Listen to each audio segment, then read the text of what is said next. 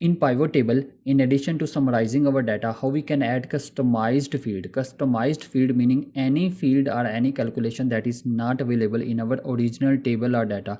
So to understand this, here we have sample table. We will go to insert tab, then we will go to pivot table, and here we will select the full table or full data that we have. Then we will go for OK to add or create pivot table in new sheet. Here in this pivot table we have three fields. Product name we will drop in rows, then units sold and total sales we will drop in values. Now we have been summarized our data using pivot table.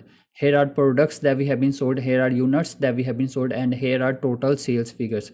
Now let's say our manager says, okay, these are sales of current year, but he want us to add here a new field in which sales will be 30% higher than these sales, because he is expecting next year sales 30% higher from current year sales. So how we can add here a new field in which figures are 30% higher than these figures?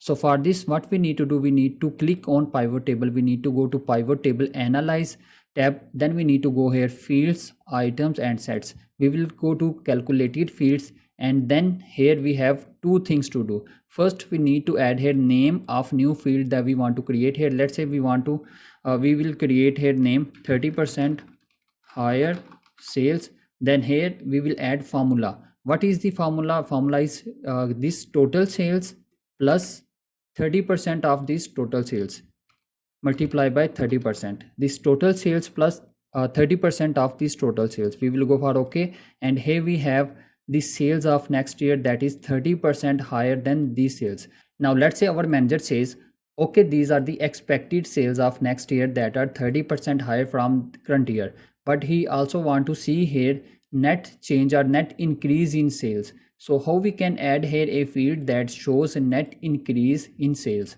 So for this, again we will click on pivot table. We will go to pivot table analyze field. We will go again field, items and sets. We will click on calculated fields, and now here for new field we will give name, let's say net increase in sales.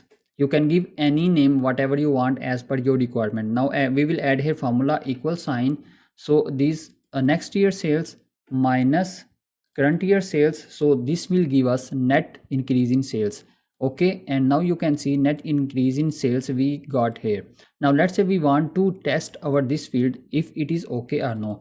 We will insert a formula equal sign next year sales that are 30% higher minus current year sales, enter, and now you can see the result is exactly same. So meaning we have been added customized fields in pivot table.